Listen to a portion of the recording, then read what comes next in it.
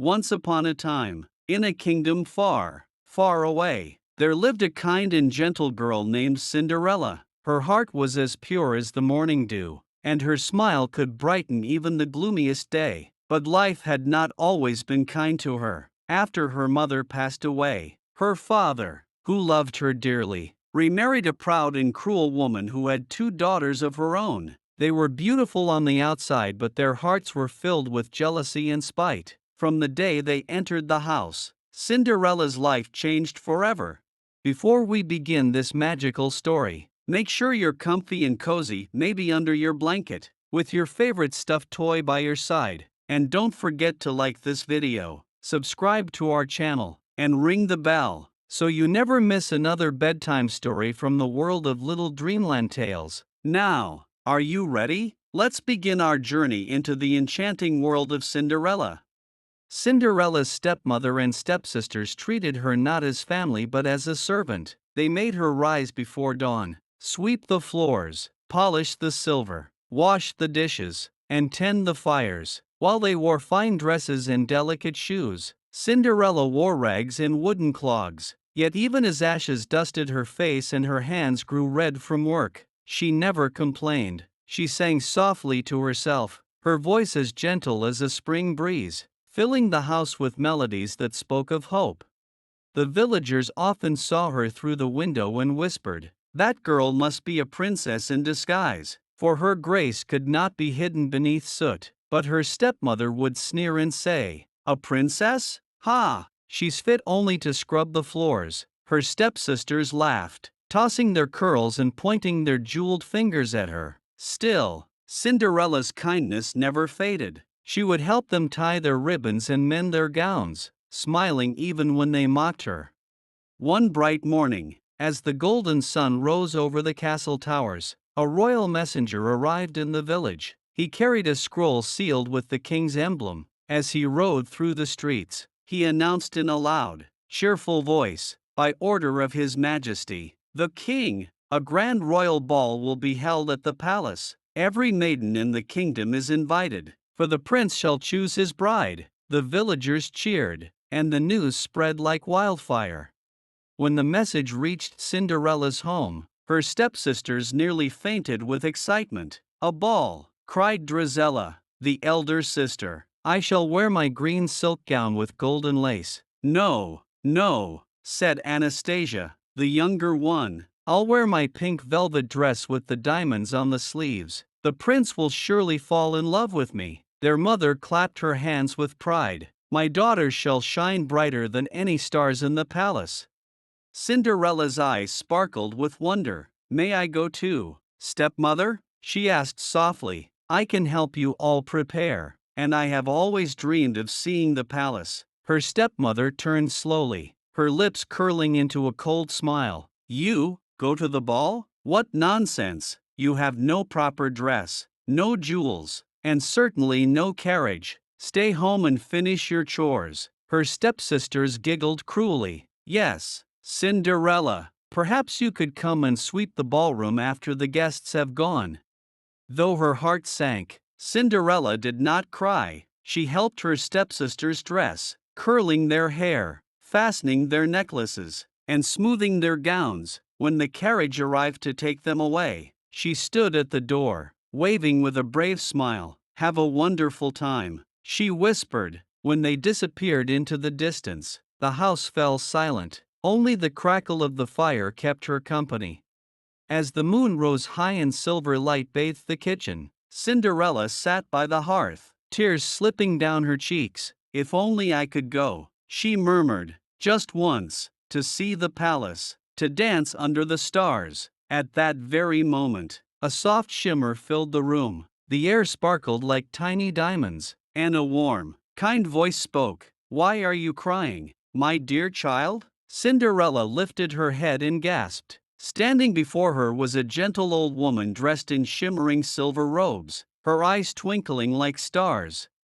Who are you?" whispered Cinderella. "I am your fairy godmother," said the woman with a smile, "and I have come to make your wish come true." Cinderella could hardly believe her ears. "But how?" she asked. "I have no gown, no jewels, no carriage. The fairy godmother laughed softly. Nonsense, my dear. All you need is a little faith and a sprinkle of magic. With a wave of her wand, she looked around. Now, let's see. First, we need a carriage. Bring me a pumpkin from the garden. Cinderella ran outside and returned with the plumpest pumpkin she could find. The fairy godmother tapped it with her wand, and in an instant, it transformed into a golden carriage, gleaming like the morning sun. Now, we need horses, said the fairy godmother, eyeing 6 little mice scurrying near the fireplace. Perfect! She waved her wand again, and the mice became 6 fine white horses, their manes flowing like silk. Next, she turned a rat into a coachman and 2 lizards into footmen. Then, with a kind smile, she turned to Cinderella. And now, my dear, for the most important part, your gown. She touched Cinderella's tattered dress with her wand, and it shimmered and changed before her eyes. The rags transformed into the most magnificent gown anyone had ever seen, made of silver and light, sprinkled with tiny diamonds that twinkled with every movement. On her feet appeared delicate glass slippers, as clear as crystal. Cinderella gasped. "Oh, it's beautiful," she cried. "I've never seen anything so lovely." "Remember," said the fairy godmother kindly, "you must return before the clock strikes 12, for when midnight comes, the spell will be broken, and everything will return to what it was before." Cinderella nodded. "I will, fairy godmother, I promise." The fairy godmother smiled and waved her wand one last time. "Now go, my dear, and enjoy the ball." The golden carriage rolled into the night, and soon Cinderella arrived at the grand palace. Its gates sparkled under the moonlight, and the sound of music drifted through the air. When she stepped inside, the crowd fell silent. Everyone turned to look at her. Her beauty and grace were unlike anything they had ever seen. Even her stepsisters, who did not recognize her, whispered, "Who could that mysterious princess be?" The prince, standing at the top of the staircase, was enchanted the moment his eyes met hers. "Would you honor me with a dance?" he asked, bowing low. Cinderella curtsied gracefully and placed her hand in his. They danced across the marble floor as if they had known each other forever. The orchestra played softly, and time seemed to stop. The prince could not take his eyes off her. "You are the most wonderful person I've ever met," he said quietly. Cinderella smiled, her heart fluttering. "And you, your highness, are kinder than I ever imagined." They talked and laughed through the evening, forgetting everyone else. But as the palace clock began to chime, Cinderella's joy turned to fear. 1, 2, she remembered the fairy godmother's warning. "Oh no," she gasped. "It's midnight." The prince reached for her hand. "Wait, I don't even know your name." But Cinderella turned and ran down the grand staircase. In her haste, one glass slipper slipped from her foot and clattered onto the marble steps. She did not stop to pick it up. She raced to her carriage just as the 12th chime rang through the night.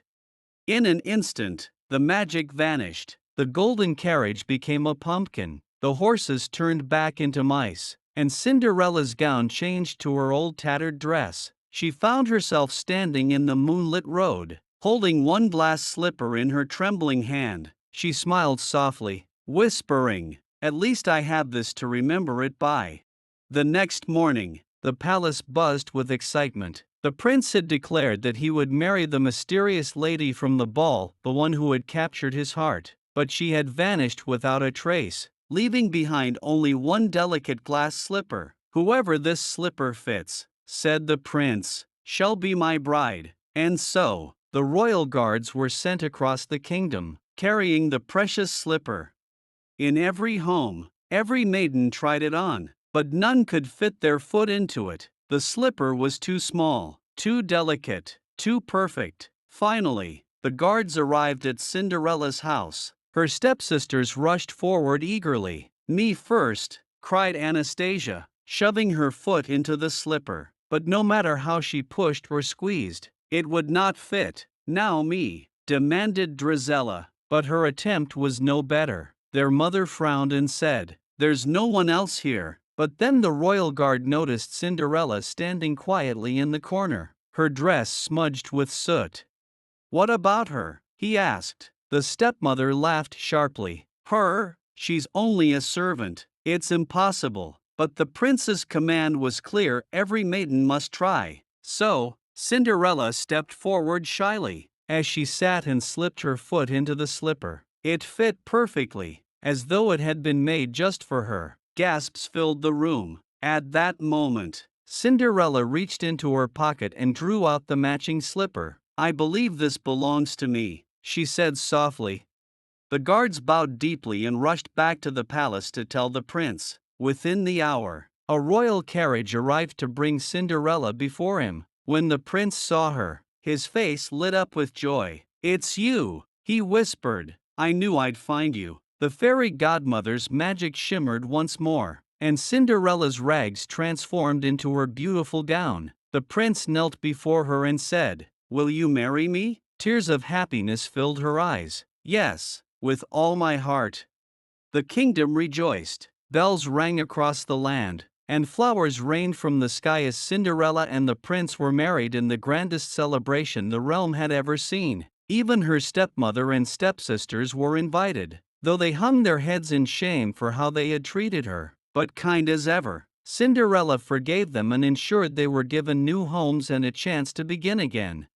From that day on, Cinderella lived in the palace, not as a servant, but as a beloved princess. She ruled beside her prince with wisdom and kindness, and though her gowns were made of silk and her crown glittered with diamonds, she never forgot what it meant to be humble and good. She often said to the children of the village, no matter how dark your life may seem, never lose hope. Kindness and courage will always light your way.